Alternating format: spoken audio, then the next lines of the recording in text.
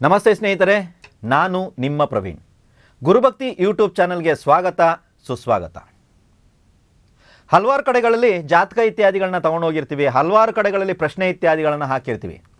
ಏನಾದರೂ ಒಂದು ದೋಷ, ಏನಾದರೂ ಒಂದು ಶಾಪ, ಇಂಥದ್ದೇ ಶಾಪ ಇಂಥದ್ದೇ ದೋಷ ಅಂತ ನಾನು ಹೇಳಲ್ಲ.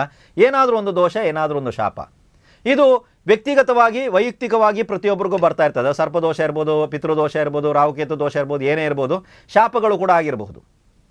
ಇದನ್ನು ಬಿಟ್ಟು ಕೆಲವೊಂದು ಕುಟುಂಬದಲ್ಲಿ ಸರ್ ನಮ್ಮ ಫ್ಯಾಮ್ಲಿಗೆ ಮಾತ್ರ ಈ ಸಮಸ್ಯೆ ಇದೆ ಸರ್, ನಮ್ಮ ಫ್ಯಾಮ್ಲಿನಲ್ಲಿ ಯಾರೇ ಹುಟ್ಟಿದ್ರೂ ಅವ್ರಿಗೆ ಈ ಸಮಸ್ಯೆ ಇದೆ ಸರ್ ಅನ್ನುವಂಥದ್ದು, ಈ ಒಂದು ಶಾಪ ಅಥವಾ ಈ ದೋಷ ಈ ಫ್ಯಾಮ್ಲಿಗೆ ಮಾತ್ರ ಇದೆ ಅನ್ನುವಂಥದ್ದು ಕೂಡ ಬಂದಿರ್ತದೆ.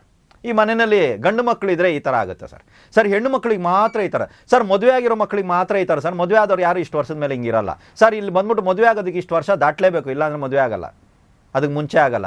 ಏನೋ ಒಂದು ದೋಷ ಸರ್, ನಮ್ಮ ಫ್ಯಾಮ್ಲಿನಲ್ಲಿ ಏನಂತ ಗೊತ್ತಿಲ್ಲ, ಅದು ಹಿಂಗೆ ಬರ್ತಾ ಇದೆ ಸರ್. ನಮ್ಮ ಮನೆಯಲ್ಲಿ ಯಾವುದೇ ಹೆಣ್ಣು ಮಕ್ಕಳು ಬಂದ್ಬಿಟ್ಟು ಚೆನ್ನಾಗಿಲ್ಲ, ಖುಷಿ ಇಲ್ಲ, ಯಾರೂ ಚೆನ್ನಾಗಿಲ್ಲ, ಜೀವನದಲ್ಲಿ ಯಾರು ಸೆಟ್ಲ್ ಆಗಿಲ್ಲ ಅಥವಾ ಯಾರು ಖುಷಿಯಾಗಿಲ್ಲ, ಹೆಣ್ಣು ಮಕ್ಕಳು ಮಾತ್ರ ಸರ್. ನಮ್ಮ ಮನೆ ಯಾವುದೋ ಗಂಡು ಮಕ್ಕಳು ಖುಷಿಯಾಗಿಲ್ಲ, ಯಾರು ಸೆಟ್ಲ್ ಆಗಿಲ್ಲ. ಈ ಥರ ಒಂದು ಯಾವುದೋ ಒಂದು ಪರ್ಟಿಕ್ಯುಲರ್ ದೋಷನೋ ಶಾಪನೋ ಯಾವುದೋ ಒಂದು, ಇಂಥದ್ದೇ ಅಂತಲ್ಲ ನಾನು ಹೇಳ್ತಾ ಇದ್ದೀನಿ, ಮತ್ತೆ ಯಾವುದೋ ಒಂದು ದೋಷನೋ ಶಾಪನೋ ಬರ್ತಾ ಇದೆ ಸರ್, ಬೆಂಬಿಡದೆ ಬರ್ತಾ ಇದೆ.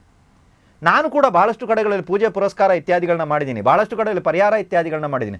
ಆದರೂ ಸಹಿತ ಸರ್ ಅದು ಏನು ಶಾಪನೋ ಏನು ದೋಷನೋ ಬರ್ತಾನೇ ಇದೆ ಸರ್ ನಮ್ಮ ಹಿಂದ್ಗಡೆ, ಅದು ಒಂದು ಕ್ಲಿಯರ್ ಆಗ್ತಾ ಇಲ್ಲ ನೋಡಿ ನನಗೆ ಅನ್ನುವಂಥವ್ರು ಯಾರಾದರೂ ಇದ್ದರೆ, ತಿಂಗಳಿಗೆ ಒಂದು ಸಲ ನಾನು ಹೇಳುವಂಥ ಪ್ರಯೋಗವನ್ನು ಮಾತ್ರ ಮಾಡಿ ಸಾಕು. ಏನು ಮಾಡಬೇಕಂದ್ರೆ, ಶಿವಲಿಂಗಕ್ಕೆ ಎಳ್ಳೆಣ್ಣೆ ಅಭಿಷೇಕವನ್ನು ಮಾಡಬೇಕು. ಸ್ವಲ್ಪ ಒಂದು 12 ವರ್ಷಕ್ಕಿಂತ ಹಳೆಯದಾಗಿರುವಂಥ, ತುಂಬ ಹಳೆಯದಾಗಿದೆ ಸರ್ ಅಂದರೆ ಸೂಪರ್, 12 ವರ್ಷಕ್ಕಿಂತ ಹಳೆಯದಾಗಿರುವಂಥ ಶಿವನ ದೇವಸ್ಥಾನವನ್ನು ಆಯ್ಕೆ ಮಾಡ್ಕೊಳ್ಳಿ. ಯಾವ ದಿನ ಅಭಿಷೇಕ ಮಾಡಿದರೆ ಒಳಿತು ಅನ್ನುವಂಥದ್ದನ್ನು ಅಲ್ಲಿರುವಂಥ ಅರ್ಚಕರ ಹತ್ರ ಕೇಳಿ ತಿಳ್ಕೊಳ್ಳಿ. ಕೇಳಲಿಲ್ಲ ಅಂದರೆ ಯಾರೂ ಹೇಳಲ್ಲ ಸರ್, ಬಂದು ಕೂತ್ಕೊಂಡು ನಿಮ್ಮನ್ನು ಕರೆದು ಯಾರು ಹೇಳ್ಕೊಂಡು ಕೂತ್ಕೊಳ್ಳಲ್ಲ. ಕೇಳಿದಾಗ ವಿಷಯವನ್ನು ತಿಳಿಸ್ತಾರೆ, ತಿಳಿಸೋರಿದ್ದಾರೆ, ತಿಳಿದವರು ಇದ್ದಾರೆ. ಕೇಳಿ ತಿಳ್ಕೊಳ್ಳಿ. ಯಾವ ದಿನ ಅಭಿಷೇಕ ಮಾಡಬೇಕಂತ ನಿಮ್ಗೆ ಅನಿಸ್ತು ಅಂದರೆ, ತಿಂಗಳಿಗೆ ಒಂದು ಸಲ ಅಂತ ಹೇಳಿದಿರಾ, ಯಾವ ದಿನ ಅಂತ ಹೇಳಲಿಲ್ಲ ಅಂತಾರೆ. ನಾನೇನಂತೀನಿ ಅಂದರೆ, ಅಲ್ಲಿ ಕೇಳಿ ಯಾವ ದಿನ ಅಭಿಷೇಕ ಮಾಡಿದ್ರೆ ಒಳಿತು, ಯಾವ ದಿನ ಅಭಿಷೇಕ ಮಾಡಬಹುದು, ಶಿವನಿಗೆ ಶಿವವಾಸ ಅನ್ನುವಂಥದ್ದಿದೆ, ಶಿವವಾಸ ಇರುವಂಥ ದಿನ ಅಭಿಷೇಕ ಮಾಡಿದ್ರೆ ಕೆಲಸ ಆಗುತ್ತಾ ಅನ್ನೋದನ್ನೆಲ್ಲ ಕೇಳಿ, ಆಯಿತಾ? ಕೇಳಿದಾಗ ವಿಷಯ ಗೊತ್ತಾಗುತ್ತೆ. ಸರಿ, ಇದು ಅಭಿಷೇಕಕ್ಕೆ ನಾವು ಎಳ್ಳೆಣ್ಣೆಯನ್ನು ಉಪಯೋಗಿಸ್ಬೇಕು ಅಂತ ಹೇಳಿದ್ರಿ. ಎಷ್ಟು ಲೀಟರ್ ಸಾರ್ ಅಂತ ಹೇಳಿದ್ರೆ, 4 ಲೀಟರ್ ಎಳ್ಳೆಣ್ಣೆನೇ ಉಪಯೋಗಿಸ್ಬೇಕು ಸರ್. ತಿಂಗಳು ಮಾಡೋಕ್ಕಾಗಲ್ಲ, 3 ತಿಂಗಳಿಗೆ ಒಂದು ಸಲ ಮಾಡಿ, 6 ತಿಂಗಳಿಗೆ ಒಂದು ಸಲ ಮಾಡಿ, ವರ್ಷಕ್ಕಾದರೂ ಒಂದು ಸಲ ಮಾಡಿ, ಸಾಕಾ? ಇದನ್ನಾರು ಮಾಡ್ಕೊಳ್ಳಿ. ಒಟ್ಟಿನಲ್ಲಿ 4 ಲೀಟರ್ ಎಳ್ಳೆಣ್ಣೆನೇ ಇರಬೇಕು. ಬೇರೆ ಯಾವುದೇ ಇತರೆ ಎಣ್ಣೆಗಳು ಮಿಕ್ಸ್ ಆಗಿರಬಾರ್ದು. ಕೆಲವೊಂದು ಕಡೆ ಬಂದ್ಬಿಟ್ಟು ಮಿಶ್ರವಾಗಿರುವಂಥ ಎಣ್ಣೆಗಳು, 3 ಎಣ್ಣೆ 5 ಎಣ್ಣೆಗಳನ್ನು ಮಿಶ್ರವಾಗಿರುವಂಥ ಎಣ್ಣೆಗಳಿರ್ತವೆ, ಅದರ ಬಗ್ಗೆ ಮಾತಿಲ್ಲ. ಆದರೆ ಇಲ್ಲಿ ಅದು ಉಪಯೋಗಕ್ಕೆ ಬರಲ್ಲ.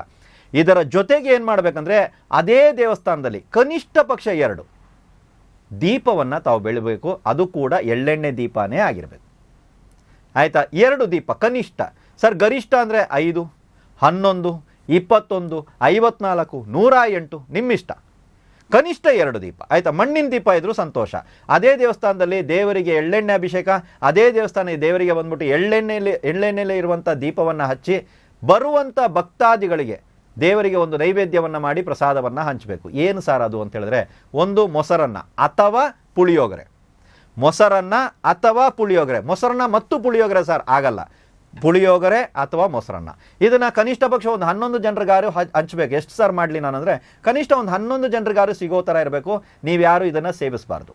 ಆವತ್ತಿನ ದಿನ ನೀವೇನು ಮಾಡಿ ಅಂತ ಹೇಳಿದ್ರೆ, ದೇವಸ್ಥಾನಕ್ಕೆ ತೆರಳಿ ಅಭಿಷೇಕಾದಿಗಳನ್ನು ಮಾಡಿಸಿ ನಿಮ್ಮ ಮನೆಯ ಕುಟುಂಬ ಸದಸ್ಯರು, ಸರ್ ನನ್ನ ಮನೆ ಫ್ಯಾಮ್ಲಿಗೋಸ್ಕರ, ನನ್ನ ಫ್ಯಾಮ್ಲಿನಲ್ಲಿರುವಂಥ ಪ್ರಾಬ್ಲಮ್ಗೋಸ್ಕರ, ಆ ದೋಷ ಶಾಪ ನಿವಾರಣೆಗೋಸ್ಕರ ನಾನು ಮಾಡ್ತಾ ಇದ್ದೀನಿ ಅಂದರೆ ಎಲ್ಲರ ಹೆಸರಿನಲ್ಲಿ ಅರ್ಚನೆ ಮಾಡಬೇಕು. ಸರ್ ನನ್ನದು ಒಬ್ಬಂದೇ ಸರ್ ತಲೆನೋವು, ಏನು ಮಾಡಿದ್ರು ಸರಿ ಆಗ್ತಾ ಇಲ್ಲ ಸರ್, ಏನು ಶಾಪನೋ ದೋಷನೋ ಗೊತ್ತಿಲ್ಲ ಅನ್ನೋರು ನಿಮ್ಮ ಹೆಸರಿನಲ್ಲಿ ಮಾತ್ರ ಅರ್ಚನೆ ಮಾಡಿಕೊಂಡು ನಾನು ಹೇಳಿರುವಂಥ ಪರಿಹಾರವನ್ನು ಮಾಡ್ಕೊಂಡು ಬನ್ನಿ. ನಿಮ್ಮ ಜೀವನದಲ್ಲಿ ಇದುವರೆಗೂ ನೀವು ಎಷ್ಟು ದೇವಸ್ಥಾನ ಸುತ್ತಿದಿರೋ, ಎಷ್ಟು ಹೋಮ ಹವನಾದಿಗಳನ್ನ ಮಾಡಿದಿರೋ, ಯಾವ ಪೂಜೆಗಳನ್ನ ಮಾಡಿದಿರೋ ನನಗೆ ಗೊತ್ತಿಲ್ಲ. ಆದರೆ ಈ ಪರಿಹಾರದಿಂದ ನಿಮ್ಮ ಜೀವನದಲ್ಲಿ ಯಾವ ರೀತಿ ಬದಲಾವಣೆ ಆಗುತ್ತೆ ಅನ್ನೋದನ್ನು ಪರಿಹಾರ ಮಾಡಿ ಬಂದ ನಂತರ ನಿಮ್ಮ ಅನುಭವಗಳನ್ನ ಕಮೆಂಟ್ ಸೆಕ್ಷನ್ನಲ್ಲಿ ದಯವಿಟ್ಟು ಹಂಚ್ಕೊಳ್ಳಿ. ಎಲ್ರಿಗೂ ಒಳ್ಳೆಯದಾಗಲಿ.